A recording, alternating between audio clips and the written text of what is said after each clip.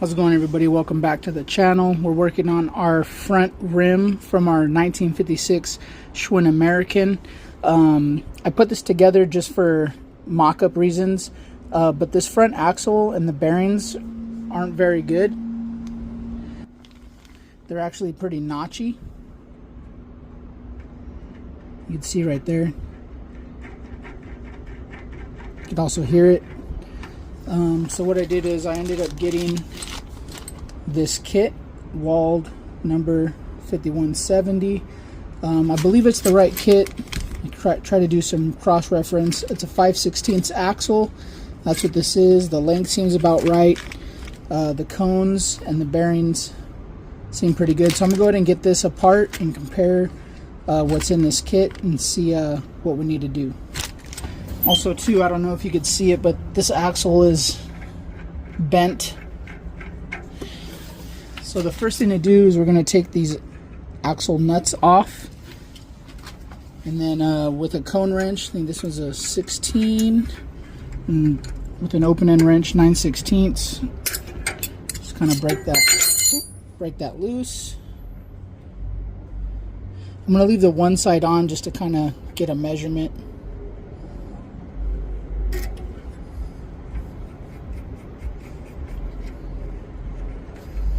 So like I said, I had already put this together just to mock it up, but I knew I wanted to take it apart. Go ahead and hold this side. I'm going to loosen up this cone. Just unscrewing the cone. Even the threads on this axle are pretty chewed up too. I guess that's what you suspect from something that's over 70 years old, or about to be 70 years old.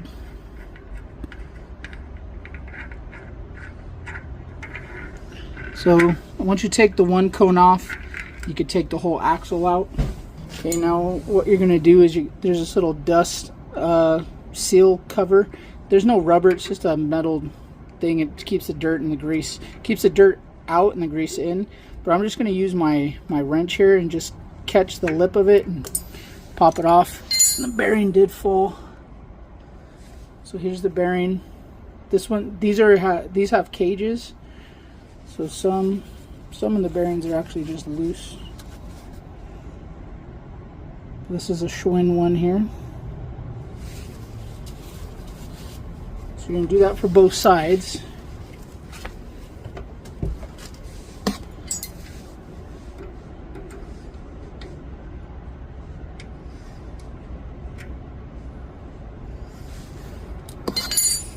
And then just kind of clean out the grease. Like I said, this one's new. It was all cleaned up. So the main thing that I had found when I first took it apart was that the cones were pretty messed up. But you could see the bearing cups in here are pretty good. There's no pitting or scoring. So we're probably going to be able to reuse those. So yeah, you see on the cones here, all that pitting. That's what causes that notchy feeling in the bearings. It's kind of a bummer because these are Schwinn cones. Okay, we got our kit open. We'll go ahead and just lay this stuff out on a paper towel. Shop rag. So we got some washers. These thicker nuts, these are going to be your axle nuts here. So we got some new axle nuts, which is good because the ones that were on it were mixed matched. Then you got your two cones, your cone lock nuts or jam nuts. You got your bearing assemblies. This one's got a little surface rust on the cage, but the bearings are okay. Good thing is these do say USA, so. And those look like they're the same. The bearing dimensions. Pretty similar. The only thing this kit didn't come with were these dust covers, so we'll be having to reuse these. I'll just put those over there. So let's go ahead and compare this cone. Cones are pretty much identical.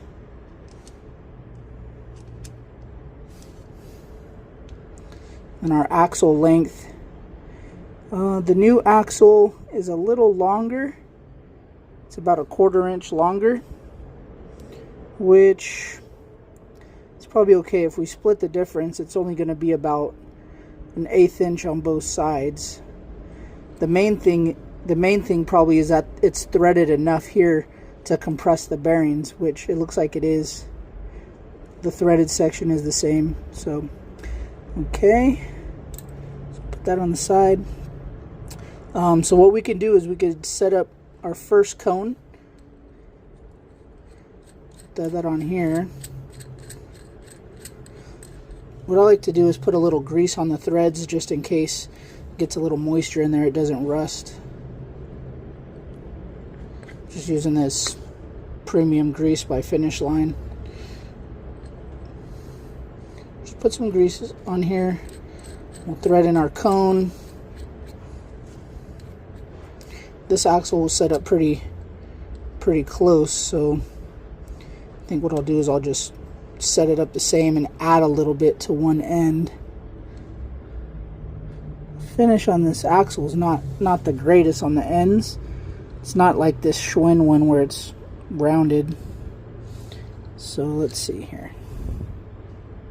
Maybe go a little bit more. And then add that like 1/8 of an inch. So that's probably a good starting point right there. Let's take one of our jam nuts, run that down. It's kind of just giving us a rough estimate here of where we're gonna be.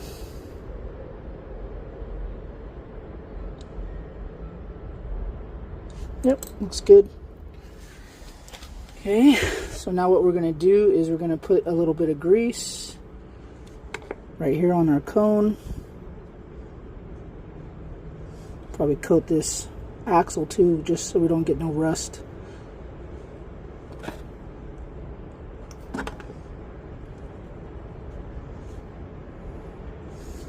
Okay, go ahead and set that down. I'll get this cone greased up, ready to go.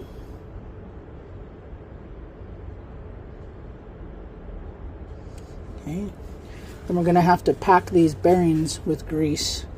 So this cage, if you notice in the cage, there's like a void. You want to make sure you get a lot of grease in there. So kind of just start with a glob like that, and then just try to squish it in there until you see it kind of gushing out of everywhere else.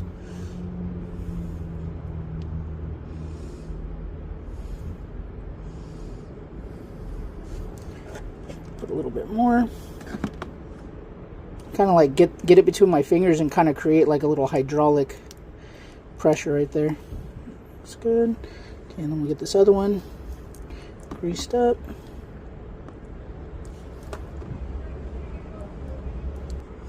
Okay, so before we get our axle and our wheel, the one side, the cone where we set up, we want to go ahead and tighten this jam nut so we don't lose our initial adjustment.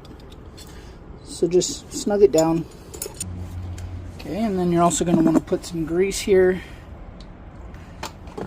in your bearing cups.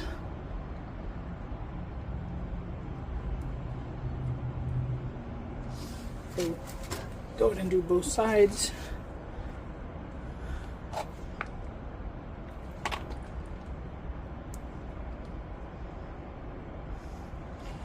Okay, now on this one, we're going to put our bearing in. Okay, now there's a ball bearing side and then there's the flat side where the cage is. The cage is going to go out like that. Okay, then you're going to take your little dust cap. They're not very tight, well, at least on mine they're not. You just snap it in there like that till it's flush with the flange of the hub.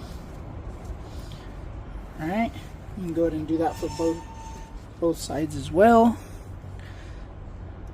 Put your bearing in, the flat side out. Put our dust cap on.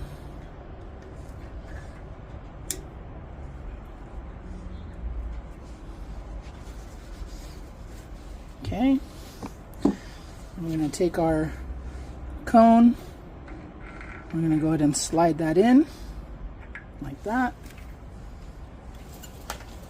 And then holding the other side with one hand, I'm going to take my other cone, put a little grease on these threads.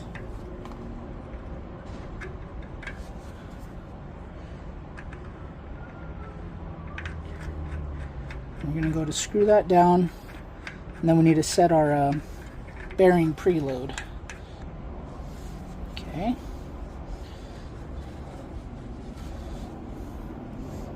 So if you have it too loose, I mean, it's going to feel like it spins really good, but it's going to have a lot of play. So you don't want any in and out play and no up and down play. And you're gonna feel a little bit of notchiness, but not too much, because if you have it too loose, your wheel will be real wobbly. So it's just a feel thing. You might even have to put it on the bike and then take it back off. But again, you don't want any in and out movement, and really very slight up and down. And just a slight drag on the bearings. Okay. And put our cone jam nut on. Okay. And what you're going to do is you're going to hold the cone, because you don't want to change the adjustment, which it probably will, because there's nothing really to hold this. You might even use 3 wrenches, but again, you might lose a little bit of your adjustment. So if you go a little bit tighter when you tighten this jam nut, it'll probably loosen up exactly where you want it to be.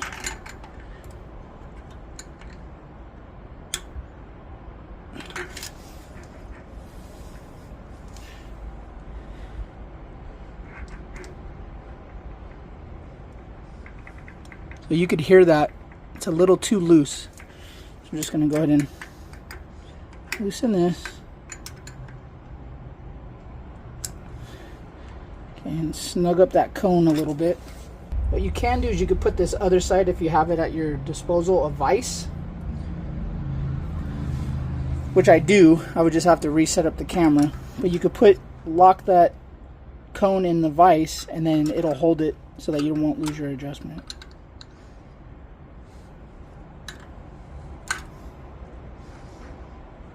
There we go.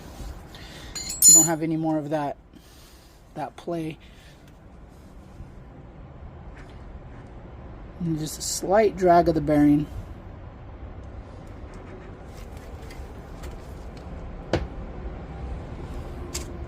Alright. And then put your washer and get your axle nut started. I always like to put the axle nut, if you notice, there's like a smooth side and then there's a side with a lip. I put that lip towards the washer. So just get that started so that you can slide it up in the fork. Alright, we're going to go ahead and put the wheel in the bike now. I like to put it, so this has a Schwinn script on the hub. I like to put it on the bike so that when it's on the kickstand, you can read it. Just get your washers on the outside of the fork. So you want to check and make sure that your wheel is centered in the forks. Then you're going to go ahead and snug up your axle nuts on both sides, and that's how you do that. Replace the front axle.